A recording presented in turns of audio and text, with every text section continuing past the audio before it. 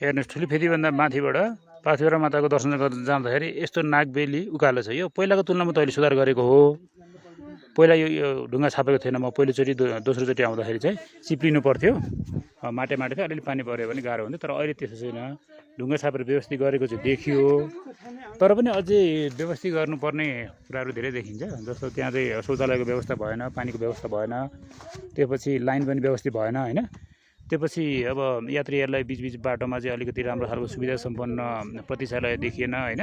अब फेरि स्रोत साधन पनि नभएको होइन। प्रशस्त दर्शकहरूले चाहिँ, दर्शक भन्न खोजेको मतलब हाम्रो दर्शनार्थीहरूले प्रशस्त पैसाहरू भेटीहरू चढाएर पनि त्यसैबाट पनि सदुपयोग गर्न सकिन्थ्यो। किन भइरहेको छैन यो हामीले उहाँहरूले चाहिँ इन्डियाको वैष्णोदेवी लगायतका विभिन्न मन्दिरहरू अरू हेरेर पनि उहाँले चाहिँ जान्नुपर्ने हो। एकपल्ट यहाँको सञ्चालक समितिलाई चाहिँ त्यो भ्रमणमा पठाउनु पर्ने भयो। तपाईँ के छ भने उहाँको वैष्णोदेवीमा चाहिँ भ्रमण गर्न पठाउनु पऱ्यो। त्यही हिसाबले हामीले गर्न सक्ने अवस्था देखियो।